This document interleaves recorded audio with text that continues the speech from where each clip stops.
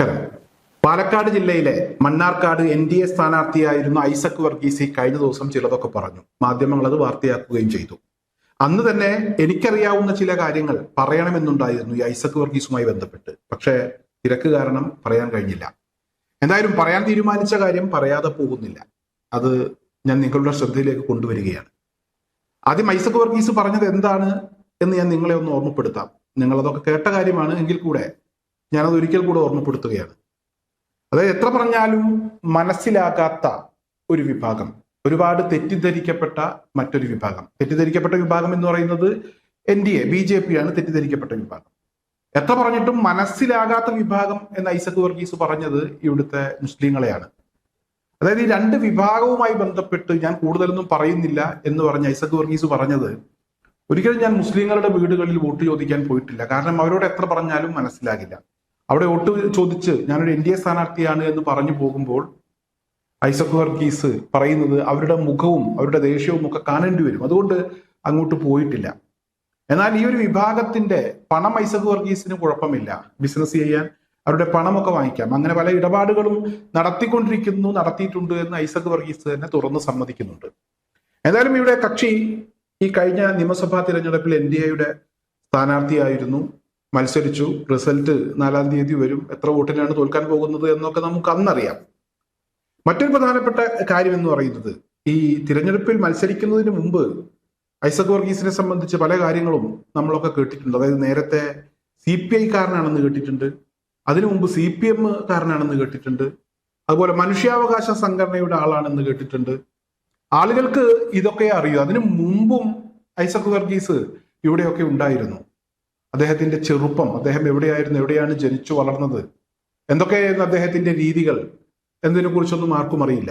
എന്തായാലും അതൊക്കെ എല്ലാവരും മറന്നു എന്ന് കരുതിയിട്ടാണ്, പഴയ കാലമൊക്കെ മറന്നു എന്ന് കരുതിയിട്ടായിരിക്കാം ഐസക് ഇപ്പോൾ NDA സ്ഥാനാർത്ഥിയായ സാഹചര്യത്തിൽ ചിലതൊക്കെ പറയുന്നത്. എന്തായാലും ആരും മറന്നിട്ടില്ല എന്ന കാര്യം ഐസക്കിനെ ഒന്ന് ഓർമ്മപ്പെടുത്തുന്നതിന് വേണ്ടിയാണ് ഞാനിവിടെ ചില കാര്യങ്ങളൊക്കെ പറയണമെന്ന് തീരുമാനിച്ചത്. ആ തീരുമാനിച്ച കാര്യം ഞാൻ ഒരിക്കലും പറയാതെ പോകുന്നില്ല. അത് ഞാൻ നിങ്ങളുടെ ശ്രദ്ധയിലേക്ക് കൊണ്ടുവരികയാണ്.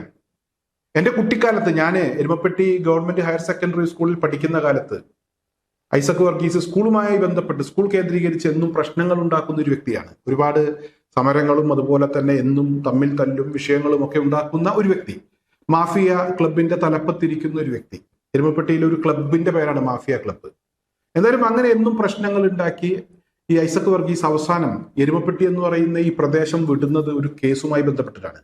ഐസക് വർഗീസിന്റെ പിതാവ് ഇവിടെ എരുമപ്പെട്ടി പോലീസ് സ്റ്റേഷനിലെ ഡ്രൈവർ ആയിരുന്നു. ഇന്നും ഞാൻ അദ്ദേഹത്തെ ഓർക്കുന്നു.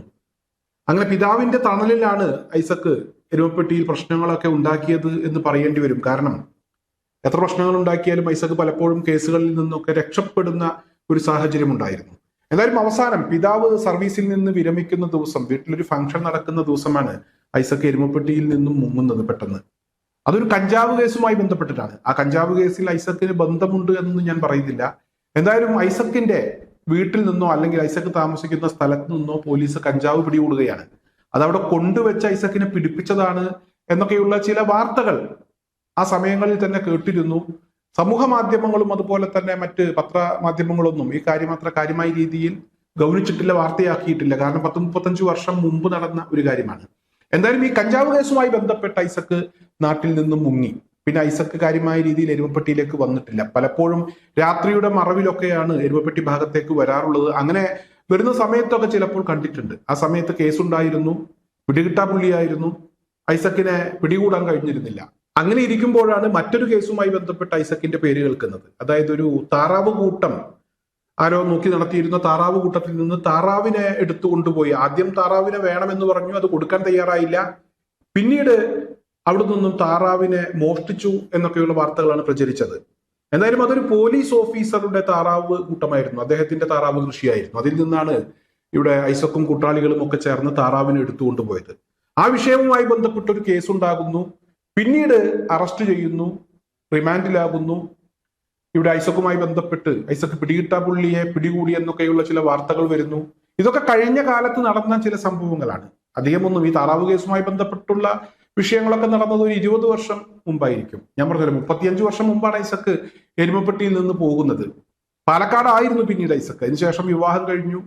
ഇങ്ങോട്ടൊന്നും അങ്ങനെ വരാറില്ലായിരുന്നു. എന്തായാലും ഐസക്കിന്റെ ബന്ധുക്കളൊക്കെ ഇപ്പോഴും എരുമപ്പെട്ടി എന്ന് പറയുന്ന സ്ഥലത്തുണ്ട്. ഞാൻ മനസ്സിലാക്കുന്ന ഐസക്ക് എരുമപ്പെട്ടിയിൽ തന്നെ ജനിച്ചു വളർന്ന ആളാണ്. ഐസക്കിന്റെ ചേട്ടൻ ഇവിടെ എരുമപ്പെട്ടിക്കാരനാണ്, എരുമപ്പെട്ടിയിലുണ്ട്. ഐസക്കിന്റെ പിതാവിനെ ഞാൻ പറഞ്ഞല്ലോ, ഇന്നും ഞാൻ ഓർക്കുന്നുണ്ട്. എരുമപ്പെട്ടി പോലീസ് സ്റ്റേഷനിലെ ഡ്രൈവറായിരുന്നു ഐസക്കിന്റെ പിതാവ്. എല്ലാവരോടും നല്ല രീതിയിൽ പെരുമാറിയിരുന്ന ഒരു നല്ല മനുഷ്യനായിരുന്നു. അദ്ദേഹത്തിന് ഒരുപാട് ബുദ്ധിമുട്ടുകൾ, അദ്ദേഹത്തിന്റെ സർവീസുമായി ബന്ധപ്പെട്ട് ഒരുപാട് ബുദ്ധിമുട്ടുകൾ ഈ ഐസക് ഉണ്ടാക്കിയിട്ടുണ്ട്. പോലീസ് സ്റ്റേഷനിലൊക്കെ അദ്ദേഹം ഒരു പോലീസുകാരനായിരുന്നിട്ട് പോലും അദ്ദേഹത്തിന്റെ മകൻ നേരായ വഴിക്കല്ല നടക്കുന്നത് എന്നതിന്റെ ഭാഗമായി അദ്ദേഹത്തിന് ഒരുപാട് ബുദ്ധിമുട്ടുകൾ അദ്ദേഹത്തിന് ഉണ്ടായിട്ടുണ്ട്. അദ്ദേഹം പലപ്പോഴും അത് പലരോടും പറഞ്ഞിട്ടുമുണ്ട്. ഈ ഐസക്കാണ് ഇവിടെ വകതിരിവില്ലാത്ത മുസ്ലിങ്ങളെ കുറിച്ചും വോട്ട് ചോദിക്കാൻ പോയിട്ടില്ല എന്ന വിഷയങ്ങളെ കുറിച്ചും ഒക്കെ കഴിഞ്ഞ ദിവസം പറഞ്ഞത്. ഐസക് എന്തായാലും ഇത്രയും കാര്യം എന്നെ കൊണ്ട് പറയിപ്പിച്ചതാണ്. ഞാനിതൊന്നും പറയണം എന്ന് കരുതിയതല്ല. നാട്ടുകാരനാണ്, വെറുതെ പറഞ്ഞ് അദ്ദേഹത്തെ ബുദ്ധിമുട്ടിക്കേണ്ട, അല്ലെങ്കിൽ മറ്റു വാർത്തകളിലേക്ക് അദ്ദേഹത്തെ വലിച്ചിഴക്കണ്ട. ഇന്ന് അദ്ദേഹം ബിസിനസ്സൊക്കെ ചെയ്ത് നല്ല രീതിയിൽ ജീവിച്ചു പോകുന്നു. പലരും അദ്ദേഹത്തെ വിശ്വസിച്ച് അദ്ദേഹത്തിന്റെ ബിസിനസ്സുമായി ബന്ധപ്പെട്ട് അതിൽ ഇൻവെസ്റ്റ് ചെയ്യാനൊക്കെ പലരും തയ്യാറായിട്ടുണ്ട്. അതുകൊണ്ട് ഞാൻ ഈ വിഷയം പറയേണ്ട, അല്ലെങ്കിൽ ഇതൊരു വാർത്തയാക്കേണ്ട അത്തരത്തിലൊരു സാഹചര്യവും ഉണ്ടായിരുന്നില്ല. ഏതായാലും ഇവിടെ ഐസക് NDA സ്ഥാനാർത്ഥിയായത് കൊണ്ടല്ല ഞാനിത് പറഞ്ഞത്. ഐസക് ആളാകുന്നതിനു വേണ്ടി, ചർച്ചയാക്കുന്നതിനു വേണ്ടി മാധ്യമങ്ങൾക്ക് മുന്നിൽ നടത്തിയ ചില പ്രതികരണങ്ങളാണ് ഇത്രയും കാര്യങ്ങൾ എന്നെ കൊണ്ട് പറയിപ്പിച്ചത്. ഇനി കൂടുതൽ പറയിപ്പിക്കരുത് എന്ന് മാത്രമാണ് എനിക്ക് പ്രിയപ്പെട്ട ഐസക് വർഗീസിനോട് പറയാനുള്ളത്.